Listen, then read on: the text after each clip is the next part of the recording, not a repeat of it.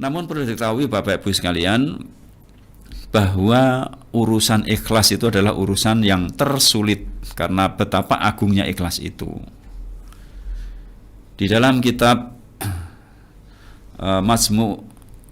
Jami'ul Ulum wal Hikam, Sufyan Ats-Tsauri mengatakan, tidaklah aku melakukan sesuatu yang paling berat dalam mengobati daripada mengobati niatku, karena sesungguhnya ia selalu berbolak-balik di dalam diriku.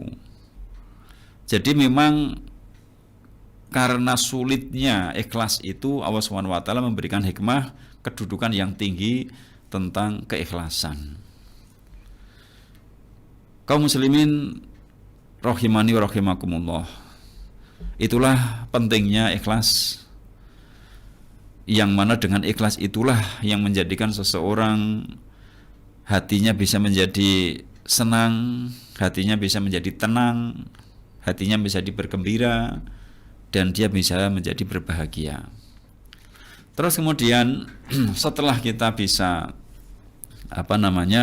menumbuhkan keikhlasan kita dalam setiap aktivitas kita, dalam kehidupan kita sehari-hari, termasuk dalam pendidikan anak, selanjutnya adalah kita berilmu, ya, untuk apa? Yaitu agar yang kita lakukan itu tidak salah, agar yang kita lakukan sesuai dengan tuntunan syariat agama Islam ini. Hal ini sebagaimana disebutkan dalam surat Al-Mulk ayat yang kedua, alladzi khalaqal mauta wal hayata liyabluwakum ayyukum ahsanu amala. Dialah Allah yang menciptakan mati dan hidup untuk menguji kalian, siapakah di antara kalian yang paling bagus amalnya. Tentang makna ahsanul amala, yaitu amalan yang bagus, Fudail bin Iyad mengatakan, yaitu akhlasuhu wa aswabuhu. Amalan yang terbaik itu adalah diukur dari yang paling ikhlas dan yang paling benar. Paling ikhlas apa? Yaitu niatnya semata-mata karena Allah SWT, bukan kepada yang lainnya. Yang paling benar apa? Yaitu yang sesuai dengan tuntunan Nabi SAW. Oleh karena itu, kaum muslimin rahimani wa rahimakumullah, dua hal ini selalulah kita pegang dalam kita melaksanakan semua amalan kita, yaitu ikhlas kepada Allah SWT, kemudian kita mengikuti tuntunan Nabi SAW, terutama dalam hal peribadatan kepada Allah SWT.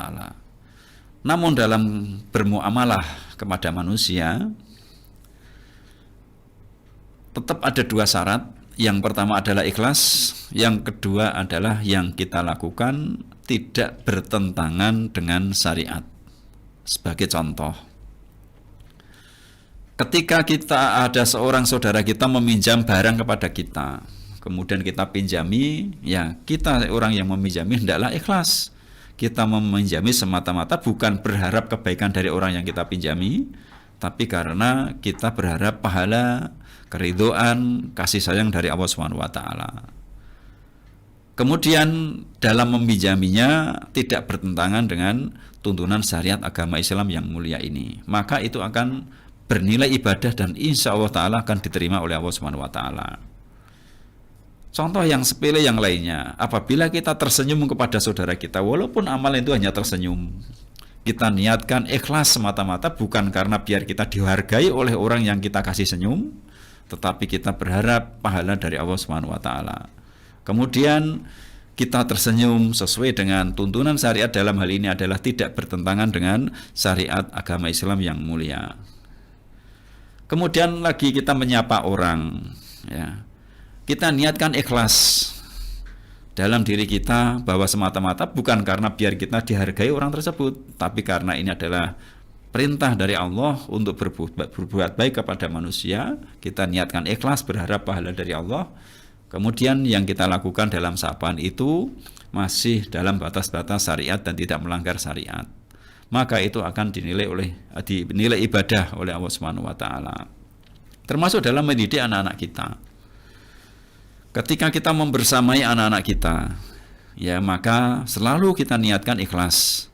Bukan karena biar anak kita itu nanti nurut pada kita, tapi karena ikhlas mengharap pahala, mengharap ridho, karena kita takut akan siksa dari Allah Subhanahu wa taala. Kemudian di dalam mendidik anak-anak kita tidak bertentangan dengan syariat agama Islam yang mulia. Terus kemudian seketika ada anak kita mungkin yang berbuat sesuatu yang melanggar syariat ketika anak itu sudah berumur 10 tahun. Kemudian kita memukulnya. Ya.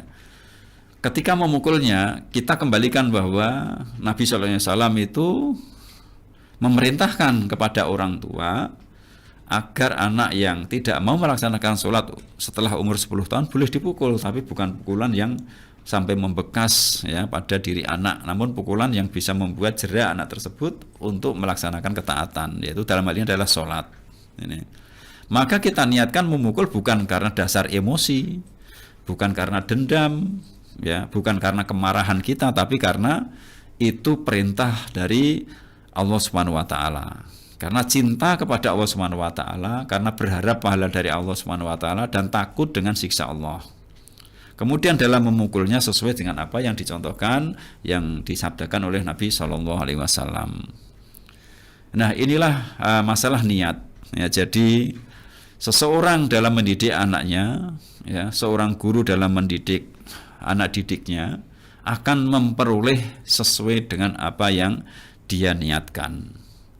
Maka walaupun seseorang mengamalkan amalan yang sama, ya sama-sama mendidik anak, disekolahkan di sekolah yang sama, mungkin dididik di rumah dengan komunitas yang sama, namun kalau niatnya berbeda di antara dua orang tersebut, maka yang akan didapatkan dua orang tersebut juga akan berbeda. Maka beda niat akan mengakibatkan beda hasil.